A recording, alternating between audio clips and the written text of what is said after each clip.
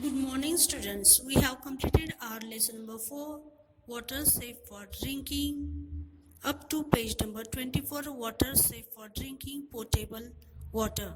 Today we are going to continue. So now open your environmental studies textbook, page number 24. New terms. Micro means very, very small. Organism, a living thing. Microorganism, a living thing that cannot be seen by the naked eye or even with a magnifying glass. Microscope, an instrument for looking at very, very small things which we cannot see with our eyes or even through a magnifying glass. So these are new terms in this lesson. Microorganism, a living thing that cannot be seen by the naked eye or even with a magnifying glass. And microscope, an instrument for looking at very, very small things which we cannot see with our eyes or even through a magnifying glass. Do you know, if we take a bit of yogurt or a drop of buttermilk on a glass slide and place the slide under a microscope, we see very tiny living things in it. They are called microorganisms. These microorganisms convert milk into yogurt. They are useful for us. But all microorganisms are not useful. Some microorganisms cause diseases when they enter our body. They are said to be harmful microorganisms.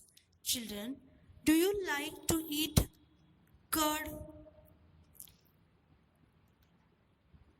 yogurt? Okay. So, children, which yogurt we are eating? Who make this yogurt? Children, microorganisms convert milk into yogurt, and these microorganisms we can see when we take a bit of yogurt or a drop of buttermilk on a glass slide and place the slide under a microscope. We can see these tiny living things which we call microorganisms.